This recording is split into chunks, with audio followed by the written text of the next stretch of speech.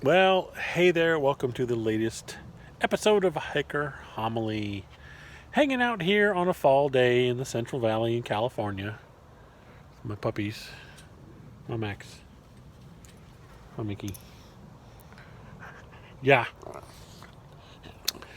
So, as usual, I want to try and keep it brief, but you never know with my rambling, huh? And I know I say that all the time because it's just true. Every time I sit down to do one of these, I talk about how it should be a simple subject. Here's some simple information on how I feel about a certain subject. Yeah, and then I end up rambling on for 15, 20 minutes. But we'll see about this one. This one, it's kind of an odd thing for a hiker topic. But it is necessary because I see it asked quite a bit online, especially predominantly for the folks who are coming from outside the United States to hike some of the big trails. The really big scenic trails like the Pacific Crest Trail, Appalachian Trail, Continental Divide Trail, some of those big ones. And if you're coming over here from outside the U.S. just to do a road trip, this could be important information. And it's like I say, it's weird to even mention this for hiking, but it is needed. And that's the topic of insurance, medical insurance. Compared to lots of other places in the world, I mean, if I threw my backpack on and flew over to do the Scottish Highland Trail across Scotland and all that kind of stuff, and something happens and I were injured on that trail, I wouldn't have to worry about medical insurance. I'd go to the hospital, they'd take care of me, and they have national health care there, and so people are injured, they're taken to the hospital, and they're not handed a big bill afterwards. Here in the United States, healthcare is all pretty much private. There is nothing national about it. And so if you come over here to go hiking and you get hurt, you're going to have to pay for it somehow. And so there's all kinds of things like traveler's insurance and things available. So I would highly suggest if you are outside the United States and you're coming here to do any kind of high adventure stuff, whether it's a road trip or mountain climbing, hiking and stuff, that you do that. I've seen some people online talk about how, I've saved up money and put it away for my hike, and also just in case something happens and I get taken to a hospital. The problem is I don't think folks outside the U.S. understand exactly how huge the whole medical insurance, I hate to say it because I definitely don't want to get on a political topic. This really isn't a political topic. This is not liberal or conservative.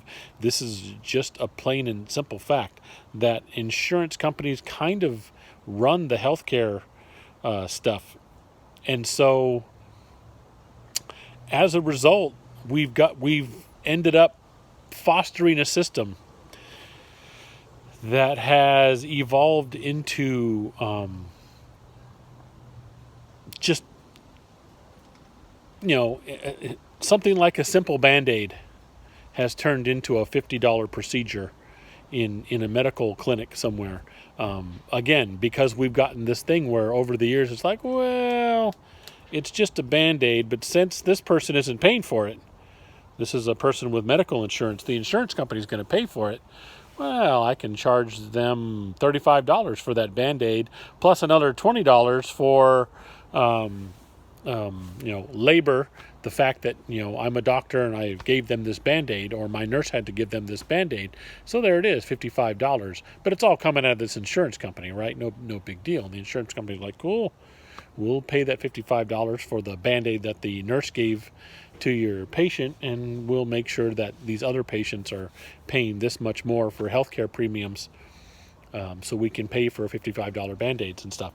And so it's not just insurance. There's on the doctor side of it too, there's things that were inflated over time, and that has become a vicious circle that has turned healthcare in America into really a problem when it comes to if you don't have healthcare and you get hurt having to get things. So just a couple of quick figures. If you want to look it up to confirm it, you go right ahead. But I didn't do a giant amount of research. I just did some basic Google checking and things. But basically, the average price of an ER visit. So you're out there hiking, you slip off the trail, fall, you break your leg. Not even counting if they decide you were at fault for your injury, and so we're going to charge you for the ambulance ride, the helicopter ride, all that kind of stuff. Just being taken to the emergency room to have your leg set and put in a cast is going to be a minimum $2,000. That is your average visit to an ER. It's going to take you approximately 4 hours, they say, no matter what it is. Whether you go there for no real reason because you've got a head cold, or you go there with a severe injury or illness, at least 4 hours, if not more. And your average cost is going to be $2,000, and that cost is going to grow higher depending on the complexity of your injury or illness. Okay?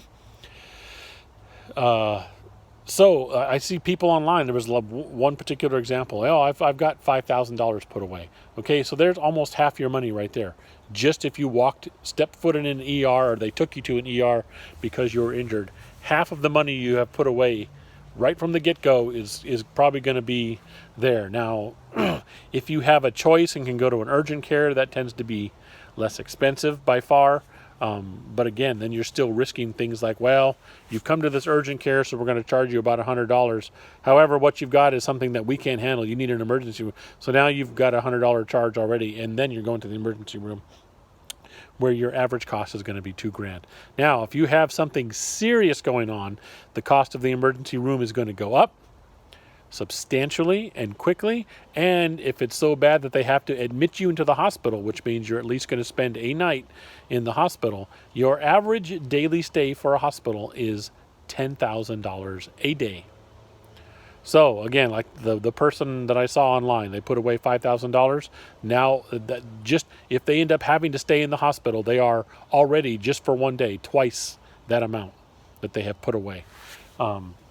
And that's the thing. So that's basically what I wanted to touch on is if you're planning to come over here to hike, because I'm not hyping up the drama and things like that. The vast majority of people that go hiking, they do just fine and things like that. But hiking injuries do happen. They absolutely do. That's an undeniable fact. And so you should be prepared for that in different ways. And one of those ways, if you do not have medical insurance, is somehow doing that. There are different ways to get insurance. Even if you're an American who doesn't have insurance, there's different ways to get insurance while you're hiking.